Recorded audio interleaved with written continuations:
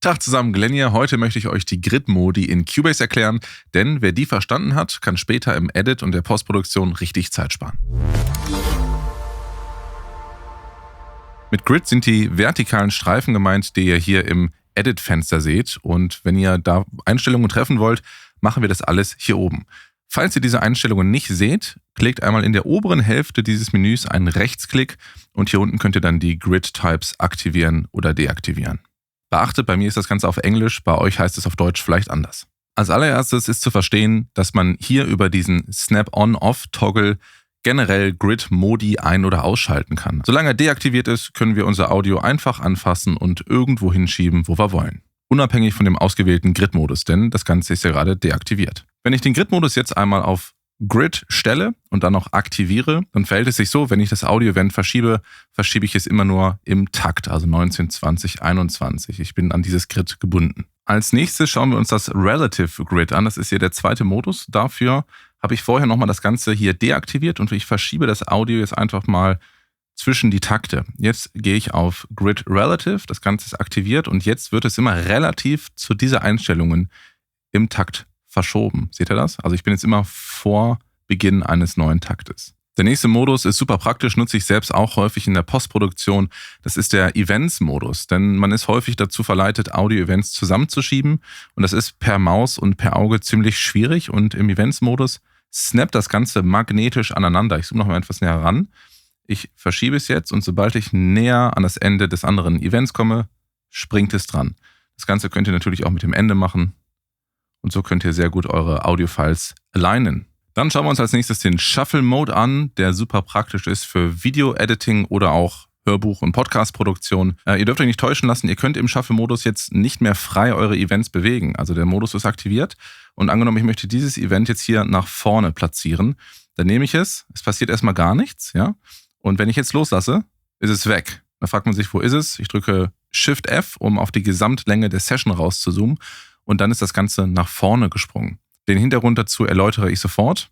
Erstmal zeige ich euch den klassischen Shuffle-Modus. Wir können also das Event nehmen und jetzt hier vor das Event packen. Und dann ist die Reihenfolge getauscht. Wenn ich jetzt den Beat hier vorne haben will und erst danach die Kickdrum, dann kann ich den Beat anfassen und nach vorne ziehen und dann tauschen die quasi Plätze. Wir bleiben im Shuffle-Modus und jetzt zeige ich euch, warum er fürs Editing genial ist.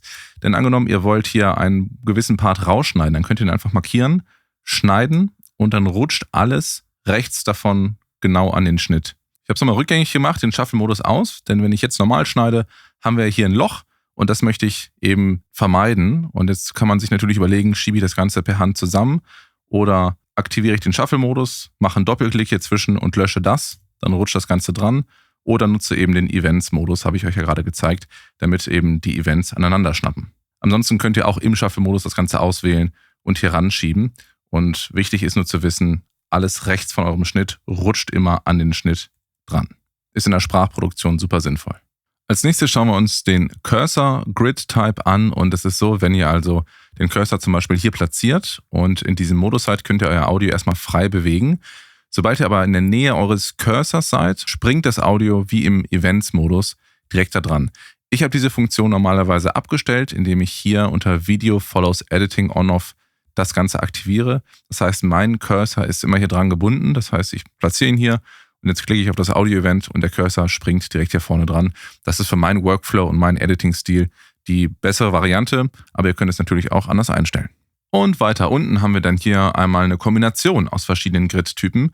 Einmal Grid and Cursor, den haben wir uns jetzt gerade angesehen. Das heißt, ihr könnt das Audio-Event einmal im Grid verschieben oder es snappt an euren Cursor dran. Bei mir geht das nicht, weil ich es ja wie gesagt anders eingestellt habe.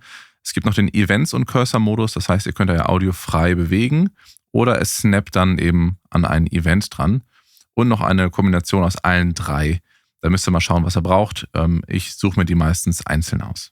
Im Grid-Modus können wir jetzt auch sagen, wozu, zu welcher zeitlichen Komponente wir quantisieren wollen. Jetzt gerade sind wir noch auf Bar, das heißt also, es passt sich immer an den Takt an, wie wir hier sehen können, immer auf die erste Zählzeit.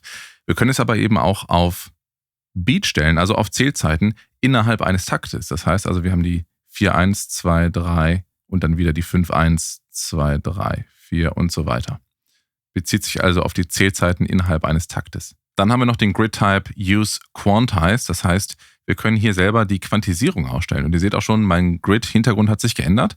Und zwar je nach Quantisierung. Jetzt gerade sind wir auf Viertelnoten. Wir können auch mal zum Beispiel auf 32 gehen. Und jetzt ist das Ganze in 32 Abständen, wie ihr hier oben auch sehen könnt. Ich stelle jetzt mal wieder was gröber ein, zum Beispiel halbe Werte. Und dann kann ich das eben nur in halben Notenwerten verschieben. Das gleiche für Viertel und Achtel. Dann kann ich eben sehr präzise arbeiten und das hängt eben von meinem Quantisierungssetting ab. Auch da, wenn ihr das nicht seht, nochmal hier einen Rechtsklick oben in die Hälfte und dann hier unten Quantize. Da bekommt ihr das Menü. Nächster Mode ist die Adapt to Zoom Setting und das ist ganz cool, denn je nach Zoom-Level passt sich dann auch die Quantisierung an, wenn ihr so wollt. Also ich zoome erstmal raus und jetzt bewegen wir mal das Audio-File und ihr seht, es ist relativ groß. Also es ist mal auf jede Zählzeit innerhalb eines Taktes. Jetzt zoomen wir hier mal so ein bisschen rein. Und ihr seht, es ist auf einmal viel weiter aufgefächert und ich kann jetzt innerhalb einer Zählzeit sogar das Ganze bewegen. Also je nach Zoom-Setting, nach Zoom-Stufe, je nachdem wie tief wir hier reingucken, wird die Auflösung des Grids feiner oder gröber. Und jetzt gehen wir nochmal einen Schritt weiter und zwar machen wir einen Rechtsklick auf unsere Zeitachse und da ist ja jetzt gerade noch Bars und Beats ausgewählt, also klassischerweise für eine Musikproduktion. Nicht jeder arbeitet in Takten und Zählzeiten, sondern manchmal, gerade auch für Werbung, braucht man ja Sekunden. Und das Ganze stelle ich jetzt um und ihr seht hier oben, die Einheit oder die Quantisierung hat sich auf einmal auf Millisekundenwerte gestellt. Und jetzt kann ich eben zum Beispiel 100 Millisekunden auswählen und in diesem Bereich arbeiten. Wenn ich es mal noch größer, also auf eine Sekunde stelle, dann sind wir wieder sehr grob unterwegs und wir können es auch runterstellen. Und dann sind wir hier wirklich im Millisekundenbereich. Und da gibt es noch viele verschiedene andere Modi. Das ist vor allem auch wichtig, wenn man mit Video arbeitet. Wir können jetzt zum Beispiel auch auf 60 Frames pro Sekunde gehen. Dementsprechend stellt sie das Ganze hier oben auf Frames und Subframes und dann kann ich das Ganze eben frame-basiert verschieben. Das sehen wir hier oben auch. Und da hängt es wirklich von eurer Produktion ab, was braucht ihr, in welchem Zeitformat arbeitet ihr und dann könnt ihr euch das Ganze eben hier einmal zusammenbauen. Ja, auf was sollt ihr euer Grid stellen?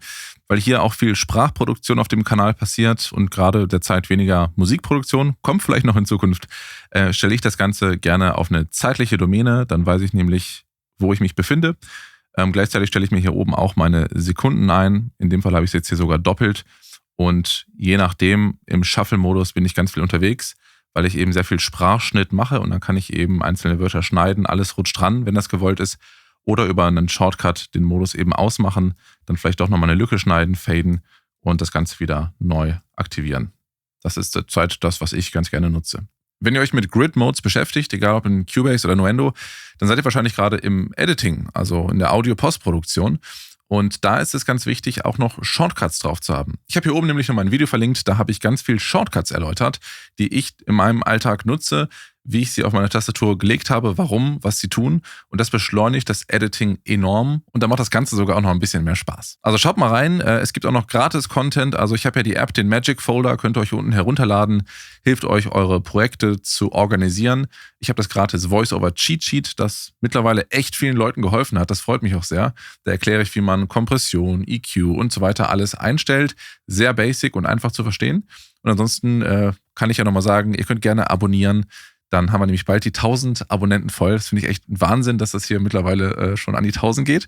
Würde ich mich echt freuen. Und wenn es euch geholfen hat, könnt ihr es liken oder sogar mal einem Kollegen weiterschicken. Vielen Dank. Genug mit der Werbung.